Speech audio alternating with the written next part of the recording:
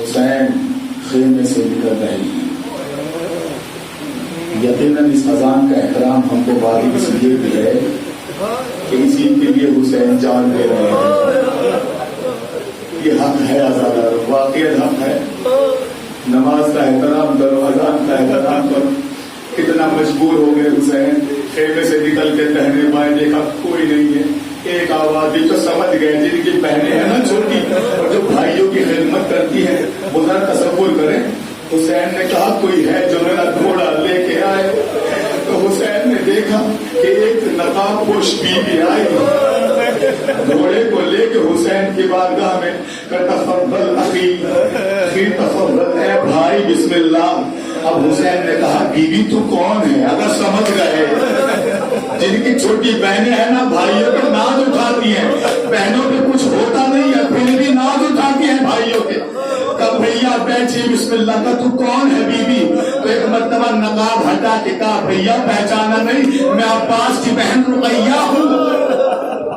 زندہ باد ازادارو، میں عباس کی چھوٹی بہن رقیہ ہوں. تو بہن رقیہ قیامت، تو بہن رقیہ تمہیں گھوڑا پکڑنا کس نے سکھایا؟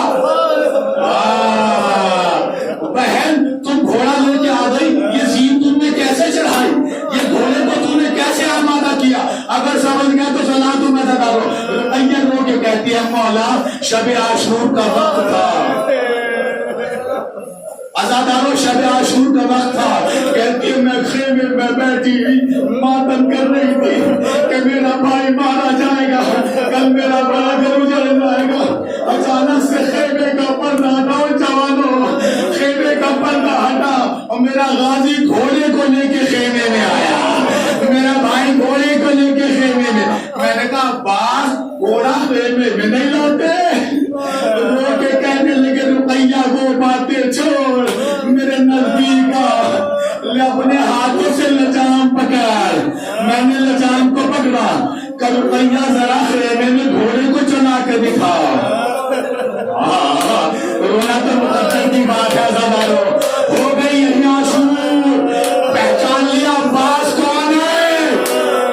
رقیہ گھوڑے کو چلا کے دکھا. پھر ایک مرتبہ عباس نے زین اٹھائی. رقیہ زین کو دیکھ ایسے باندھتے ہیں، پھر اٹھائی، پھر باندھی، پھر اٹھائی، پھر باندھی، پھر اٹھائی، پھر باندھی. ایک مرتبہ بہن نے ہاتھوں کو جوڑا، کہتی بھیا میرے عباس بھیا، میرے غازی بھیا، بہنیں کو یہ سب نہیں سکھاتے. اور میں تو خیمے والی بہن ہوں، اور میں تو پردے والی بہن ہوں.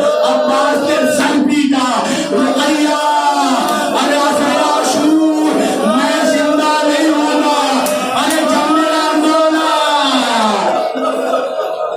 بلند کیجیے آواز، مولا تمہیں سلامت رکھے.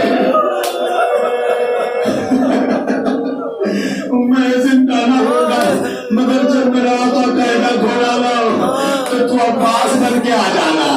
اور میرے مولا کو غربت کا احساس نہ ہو، میرا مولا کو ایسا نہ ہو کہ میرا عباس مارا گیا. گھوڑے پر بیٹھے حسین، قیامت عاشور کا دن آزادارو. گھوڑے پر بیٹھے حسین اب چلنے ہی والے تھے کہ ایک مرتبہ دیکھا کہ گھوڑا چل نہیں رہا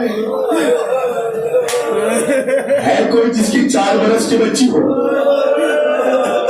ہے کوئی جو اپنی بچی کو ابھی گھر چھوڑ کے آیا ہو، ہے کوئی جو گھر چھوڑ کے آیا ہو، بیٹا تو یار ہے نمائن سارا.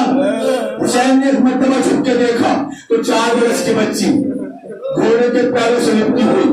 او سجنا میرے بابا کو نہ لے جاؤ، میں دیکھ رہی ہوں جو بھی صبح سے گیا ہے. اس جناب واپس نہیں آیا. حسین پشت فرس سے زمین پر آئے، بیٹی کو آغوش میں لیا کہ میری لاڈلی مجھے جانے دے، میرا وعدہ میرا انتظار کر رہا ہے، میں وعدہ کر چکا ہوں نانا سے. رو کے کہا بابا اللہ رو کے کہا بابا میرے پیارے بابا، او میرے اچھے بابا، نیند آئے گی. او میرے پیارے بابا نیند آئے گی جب آپ کی خوب پاؤں گی بابا. او میں رات کو مختل میں چلی آؤں گی بابا. اللہ اکبر. خدا تمہیں کوئی غم نہ دے سوائے اس ہمیں مزدور کربلا کے सकीना नींद के लिए लिया है कि फूफी के सीने पे सो जाना, माँ के सीने पे सो जाना। क्या नहीं बाबा, वहां तो असगर सोता है, मैं तो आपके सीने पे सोती हूँ। है किसी के घर में बच्चे छोटे, मैं तो आपके सीने पे सोती हूँ। क्या सकीना बस ये सुन ले, आज से कानून बदल गया, असगर मेरे साथ सोएगा, तू अम्मा के साथ सोना। अल्लाह अकबर। एक हसास जुमला कह दूं, जुमला ये है कि एक मर्तबा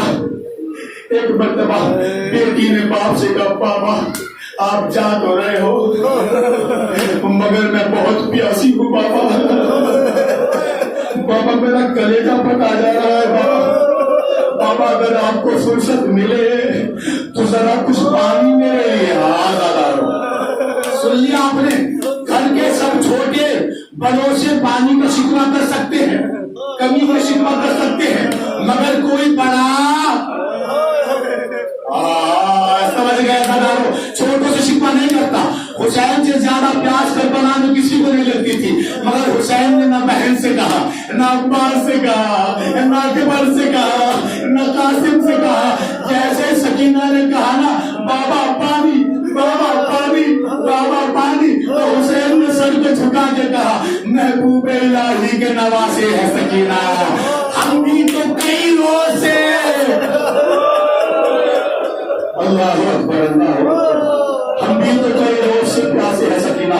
बस सकीना ने एक मर्तबा आंखों को खोला, हाँ बाबा आप भी तो प्यासे हो। बच्चियां बाप का बड़ा ख्याल रखती है, क्या बाबा पानी ना मांगूंगी, बाबा मुझे प्यास नहीं है। हुसैन जब के चले पारे दोपहरन को, न था कोई के जथा में रखा में रोशन को। हुसैन रुखसत हो गया ज़दारो। अब वो कयामत का मंजर है कि जो मैं आपके सामने पढ़ रहा हूँ कि जहाँ फातिमा ने बाल खोल दिए हैं। रिवायत में यह है कि जब थक के हुसैन एक जगह रुके तो एक जालिम ने कलेजे में भाला मारा। आयतुल्लाह शाहरुख भी दिखते हैं कि इधर से लगा इधर से निकल गया, फिर उधर से एक भाला चला, इधर से लगा इधर से निकल गया। हुसैन रुक के भाले को निकालना चाह रहे हैं। तवज्जो कीजिए मेरी तरफ, जब आपके कोई कांटा चुभ जाता है ना तो निकालने के लिए सुकून चाहिए, इत्मीनान चाहिए, खड़े हो हिले तो नहीं निकलेगा, आराम से निकालते। हुसैन ने टीले पे खड़े हो गए, भाले निकाल रहे थे कि अचानक से पत्थर चला हुसैन की पेशानी पर लगा।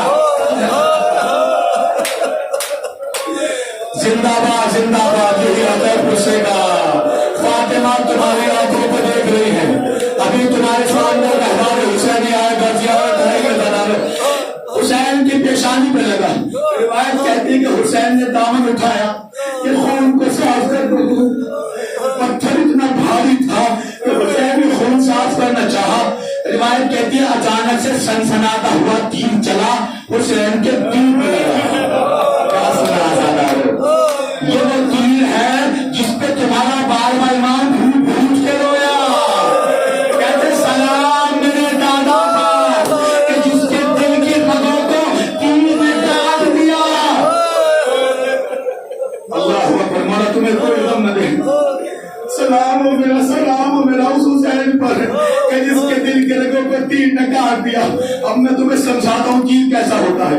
तीर की नोक होती है, दोनों के पीछे होती है, अगर समझ गए तो कयामत है।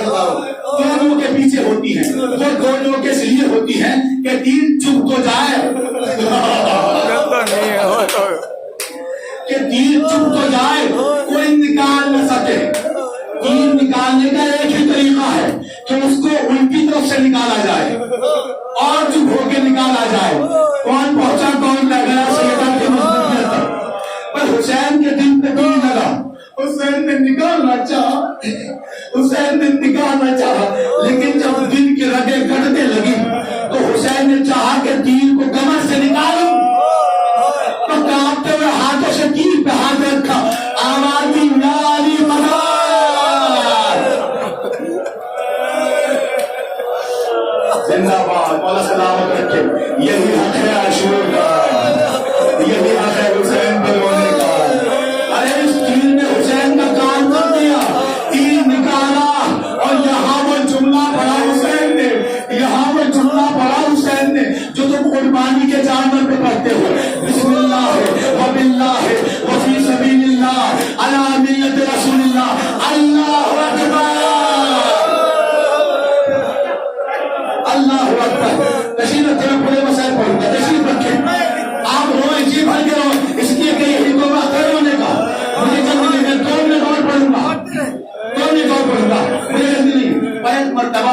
ایک مرتبہ حسین اپنے بدن میں نحافت کا احساس کرنے لگے.